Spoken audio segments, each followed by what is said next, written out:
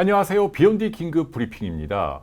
오늘은 미세먼지와 관련한 KBS 보도의 문제점에 대해서 짚어드릴까 합니다. 먼저 25일이죠. 저널리즘 톡쇼 제이란 프로그램입니다. 평소 성역 없는 언론 비판으로 저도 개인적으로 참 좋아하는 프로그램인데요. 그날은 아주 실망했다는 얘기죠. 주제가 미세먼지였는데요. 논조는 크게 두 가지였습니다. 첫째, 공기가 나쁘다고 하지만 옛날보다 훨씬 좋아졌다. 옷에 검댕도 묻지 않는다는 거죠. 공기가 나쁘다고 사람들이 말하는 것은 그렇게 공포를 부추기는 잘못된 언론 보도 탓이다. 이른바 확증 편향이고 왜곡 기억이다. 오히려 미세먼지 농도는 관측 이래 최저다라고 말하고 있습니다. 자, 두 번째는요, 중국 영향을 과대 포장하고 있다. 중국 요인은 생각보다 그렇게 크지 않다. 오히려 국내 요인이 훨씬 더 크다. 그래서 우리가 중국 탓만 해선 안 된다라고 말하고 있습니다. 과연 그럴까요? 여러분은 어떻게 생각하세요? 저희가 가장 경악한 부분은요, 이 프로그램 홈페이지에 등장한 제목입니다. 아래쪽을 살펴보니까요, 클립 영상의 소 제목으로 이렇게 되어 있네요. 미세먼지, 이제 마음껏 숨 쉬세요. 아니, 불과 며칠 전까지만 해도 전국의 숱하게 많은 국민들이 미세먼지로 엄청난 고통을 겪었는데 공영방송인 KBS에서 이렇게 제목을 달 수 있을까? 좀 어이가 없었습니다. 저희가 지적을 해서 그런지요, 이 제목은 오늘 아침 슬그머니 다른 제목으로 바뀌었다라는 얘기죠. 무엇이 문제인지 하나하나 살펴보겠습니다. 첫째, 과연 공기가 맑아졌을까요? 검댕은 확실히 줄었습니다. 그리고 직경 10마이크론 미만의 미세먼지도 확연히 줄어들었죠. 여기까지 사실인데요. 그런데 말씀드린 것들은요, 입자가 굵고 크다는 얘기입니다. 폐로 들어가기 전에 대부분 걸러집니다. 선모 운동을 통해서 바깥으로 배출이 가능하죠. 그러니까 굳이 비유한다면 행동이 거칠지만 피해가 바로 드러나서 적발이 쉬운 이른바 동네 깡패 정도라고 부를 수 있겠네요. 우리가요, 의학적으로 문제 삼는 건 직경 2.5 마이크론 미만의 이른바 초미세먼지입니다. 얘네들은 폐포 깊숙이 들어갑니다. 걸을 수가 없어요. 바로 혈액에서 섞여서 온몸으로 퍼진다는 얘기죠.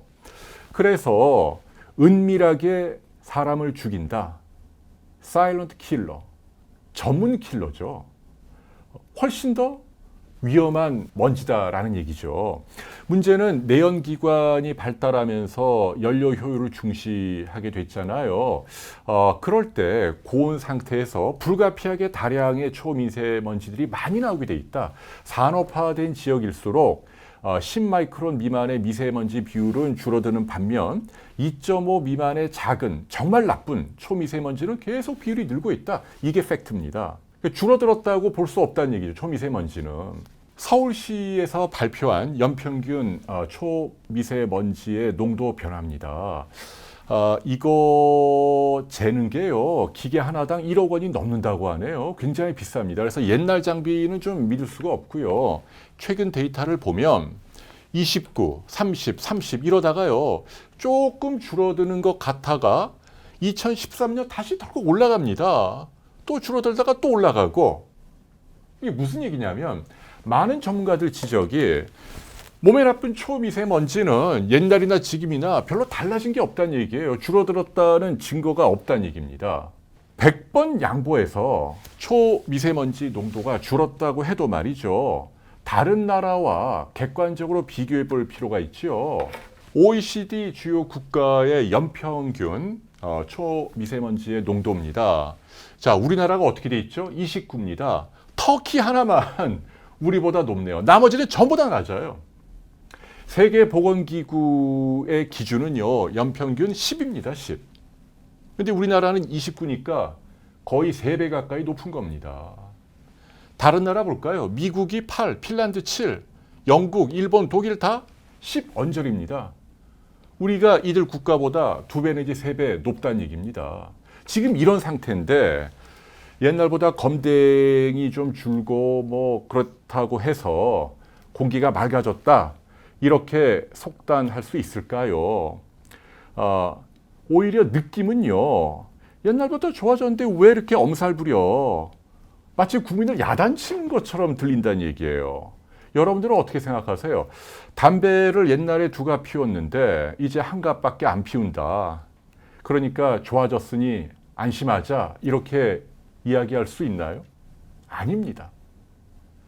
절대적인 수치로도 대단히 만족스럽지 못한 상태가 지금 지속되고 있다라는 이야기를 들려드리는 거죠. 둘째, 과연 중국의 영향은 우리 생각보다 훨씬 적을까요? 저는 그렇게 생각하지 않습니다. 오늘 저희가요, 이 분야 전문가인 서울시립대 동종인 교수님 모시고 인터뷰를 했는데요. 많은 전문가들이 동의하는 부분이 중국의 요인이 우리나라 전체 미세먼지에서 평소에는 30에서 50% 정도 차지한다.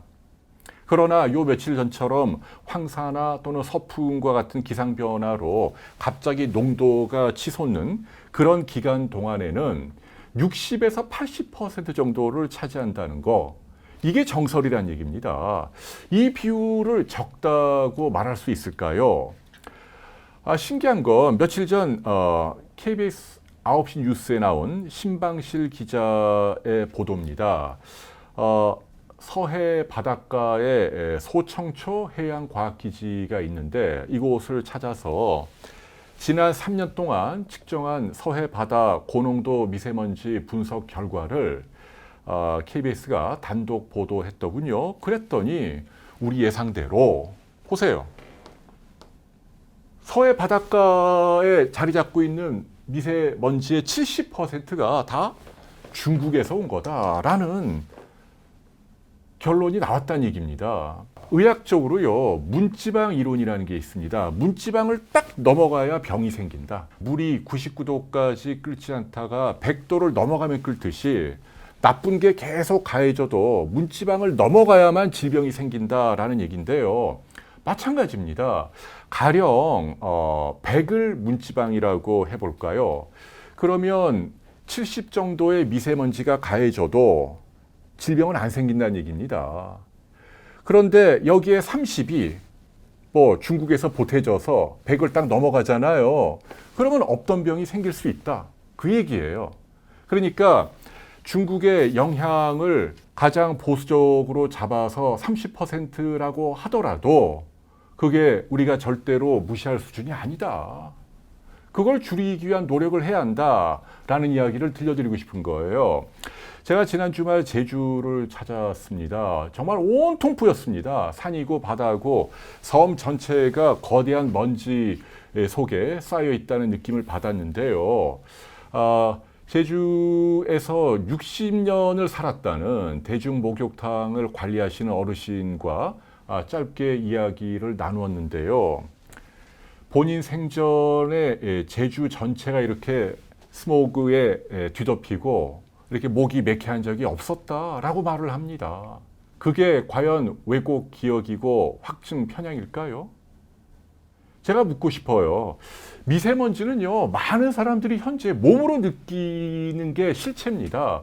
분석도 좋지만 지금 많은 분들이 목이 매캐하고 눈이 따갑고 기침이 나고 그런 많은 분들의 호소가 여기저기에서 목격되고 있는데 이렇게 안일하게 과거보다 공기가 좋아졌고 중국 탓이 아니니까 심지어는 뭐 미세먼지 이제는 뭐 마셔도 된다 이렇게 말할 수 있냐고요.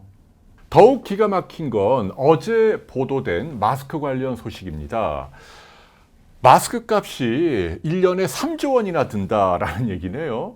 무슨 얘기냐면 마스크가 되게 일회용인데 편의점에서 사면 한 장에 3,000원 정도 한다는 거예요. 그래서 미세먼지 나쁨인 날 우리 국민 전체의 3분의 1이 마스크를 산다고 가정하면 1년에 3조 원이라는 많은 돈이 든다라는 얘기입니다. 근데 이 보도를 보면 저는 시청자로서 좀 기분이 나빠요. 뉘앙스가 마스크 가격이 비싸니까 싸게 좀 만들자 이런 주장을 하는 게 아니고 내 건강을 위해서 마스크를 열심히 차고 다니는 국민들이 있는데 오히려 그 국민들을 나무라는 듯한 느낌이에요. 왜 이렇게 쓸데없는 데 돈을 쓰니? 라는 뉘앙스란 말이죠. 기사에선 뭐라고 얘기하냐면 일반인의 야외 활동 제약 기준으로 일본은 70, 미국은 55로 정하고 있는데 우리는 35만 넘어도 마스크를 쓰라고 말한다. 그러니까 호들갑 떨지 마라는 뜻으로 들린다는 얘기죠. 그게 옳은가요? 일반인은 그렇다 치고 환자는 그러면 어떻게 해요? 그리고 일반인도 단 1%라도 나에게 도움되기 위해서 쓰고 나가는 걸 왜 비난해야 되죠? 일본과 미국이 뭐 우리처럼 이렇게 미세먼지로 고통을 받는 나라인가요? 잘못 적용된 사례입니다. 기사 말미에 보면 환자들이 마스크를 잘못 쓰게 되면 오히려 부작용이 있다. 뭐 산소 분압이 떨어지고 저는 그거야말로 불필요한 겁죽이라고 생각을 해요. 아주 극소수의 사례죠. 뭐 만성 폐쇄성 폐질환 뭐 이런 분들이 너무나 폐기능이 떨어져서 뭐 바로 앞에 촛불도 후 불어서 못 끈다. 뭐 이런 분들이라면 마스크 잘못 쓰면 그런 위험이 있습니다. 그런데 대부분의 천식 환자나 호흡기 질환자들은요, 외출할 때 반드시 써야 합니다. 무슨 방독면 쓰는 것도 아니잖아요. 80 정도 쓰는 게 대부분의 사람들 호흡하거나 또 산소 분압을 유지하는데 어려움이 없습니다. 그거야말로 공연히 더 환자들을 겁주는 잘못된 보도다라고 생각을 합니다. 미세먼지가 얼마나 해로운지 잘 알고 계시죠? 다음 자료를 보시면 실감할 수 있습니다. 오늘 동종인 교수님이 저희에게 주고 간 자료인데요. OECD 2016년 데이터입니다. 미세먼지로 인해서 조기 사망, 그러니까 자기 수명대로 살지 못하고 일찍 죽는 사람들이 몇 명이나 되는가? 우리나라 보면요. 인구 100만 명당 359명이 지난 2010년 숨졌다는 얘기입니다. 5천만 명으로 가정을 하면 여기 곱하기 50을 해야 되잖아요. 17,000여 명이 미세먼지 때문에 지난 2010년 죽었다는 얘기입니다. 사망률이라고 하는 건 가장 마지막에 움직이는 보건지표입니다. 그런데 단일 요인으로 이렇게 10,000명이 넘는 사람들을 죽게 만들고 있는데 과연 이 미세먼지가 간단한 문제인가요? 더 안타까운 건 2060년 미래가 되면 이 사망자 비율이 거의 3배 가까이 는다는 얘기입니다. 자, 미국이나 EU에 비해서 우리나라 비율이 훨씬 높다는 얘기예요. 그러니까 이걸 우리가 바로 잡아야 합니다. 미세먼지는 단 며칠만 농도가 뛰어도 응급실로 실려오는 뭐 천식과 같은 호흡기 질환자들의 사망률이 뛴다는 그런 논문들이 이미 많이 있어요. 장기간은 장기간대로, 단기간은 단기간대로 우리 건강에 직접적으로 나쁜 영향을 미친다라는 얘기입니다. 자, 저희는요, 미세먼지와 관련해서 지속적으로 보도해드리고 있습니다. 정리해드리면 초미세먼지 관심 가져야 합니다. 공기가 맑아지고 있다고 검댕이 묻지 않는다고 방심하면 안 된다. 비율이 계속 늘고 있고 우리가 지켜봐야 한다는 얘기죠. 중국엔 제대로 따져야 한다. 뭐 외교적이든 아니면 학술적이든 우리 국민들의 피해를 제대로 알리고 이걸 개선해 달라고 공식적으로 요청할 필요가 있다라는 말씀을 드리고 싶네요. 그리고 개인적으로는 마스크와 공기청정기가 현실적으로 가장 중요한 대안이다. 그것 말고는 지금 방법이 없어요. 외출하실 땐 마스크, 사무실이나 가정, 특히 침실에서만이라도 공기청정기를 가동해야 합니다. 중요한 건 이게 비쌀 필요가 없다는 얘기예요. 저희가 계속 캠페인으로 보도해드리고 있습니다마는 80%만 걸러도 충분히 의미가 있다. 100개 들어올 게 20개만 들어와도 건강에 도움이 된다라는 얘기예요. 그렇기 때문에 공기청정기를 뭐 99.99999% 거른다는 대기업 제품 100만 원, 200만 원 꼭 그게 아니라도 좋다는 얘기입니다. 마스크도 뭐 94, 99 숨쉬기 좀 힘들게 만드는 꼭 그게 아니더라도 80만 걸러주는 마스크도 충분히 도움이 되고 저희가 취재를 해보니 그런데 그런 마스크는요.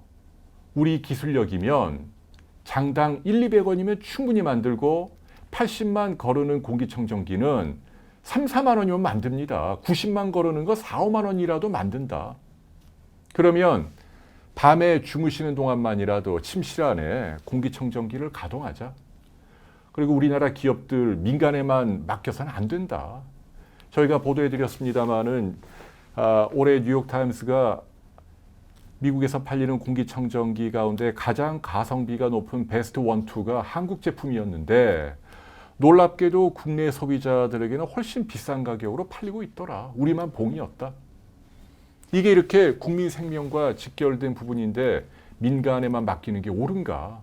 컨트롤 타워가 있어야죠. 정, 관, 학 다 모이고 민간 기업 다 모아서 왜 우리가 중국 알리바바 가서 마스크나 공기청정기를 사야 합니까? 우리 기업이 아까 얘기했잖아요. 80%만 걸러도 되는 좀 값이 굉장히 싼 이런 보급형 제품을 좀 많이 만들어서 취약계층만이라도 무상으로 제공할 필요가 있다. 그리고 나머지 다른 국민들도 훨씬 싸게 사용해야 한다. 농도가 치솟을 때 적극적으로 마스크 또 공기청정기를 가동해야 한다라는 이야기를 저희는 강조하고 있습니다. 개인적으로 KBS 또는 그날 리포트를 담당한 기자분에게 유감이 있는 것은 아니고요. 다만 시청자 입장에서 안타까운 마음이 있었고 이런 부분은 공영방송이 좀 더 책임 있게 선도해 주기를 바라는 마음으로 오늘 비욘디 긴급 브리핑을 했습니다. 네, 여러분 양해 또 여러분 응원 부탁드리면서 마치도록 하겠습니다. 고맙습니다.